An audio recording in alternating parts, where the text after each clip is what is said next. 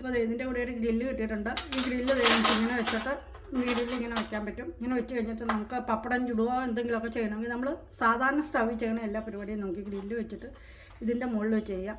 പാത്രം വയ്ക്കുമ്പോൾ ഇത് തന്നെ ഇങ്ങനെ മുകളിൽ പാത്രം വെച്ചാൽ മതി. ഇതിങ്ങനെ പാത്രം വയ്ക്കാം. അത് ഇങ്ങനെ അടി കുറച്ച് ഫ്ലാറ്റായിട്ടുള്ള ഏത് പാത്രവും വയ്ക്കാൻ പറ്റും കേട്ടോ.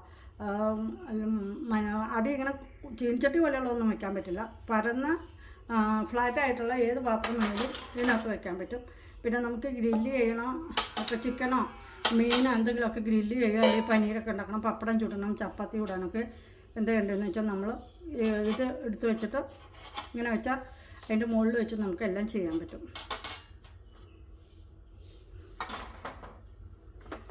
ഞാനിത് ഓണാക്കി കാണിച്ചു തരാം എൻ്റെ ഫ്ലെയിം എങ്ങനെയാണ്.